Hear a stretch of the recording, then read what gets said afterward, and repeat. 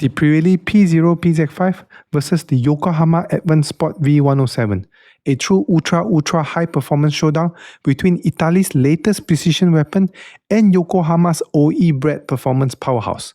Two flagship UUHP tyres, two very different engineering philosophies.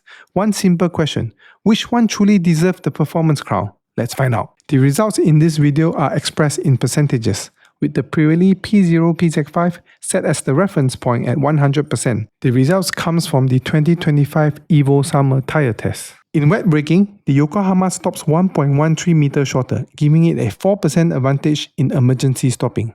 In aquaplaning, it holds grip up to 2.54 km/h higher, another 4% advantage in deep water stability.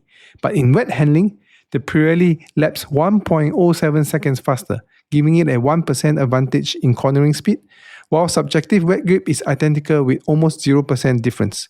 Overall, Yokohama leads in wet safety, while Pirelli feels slightly sharper in wet corners. In dry braking, Yokohama stops 0.26 meters shorter, a 1% advantage. Dry handling lap time is nearly identical, with Pirelli just 0.03 seconds faster, effectively 0% difference. Subjectively, Pirelli scores 0.3 points higher, giving it a 1.5% edge in steering precision. Overall, Yokohama has marginally stronger braking, while Pirelli feels more precise and engaging. When it comes to comfort, the Yokohama scored 2 points higher, delivering a 10% advantage in ride smoothness and refinement.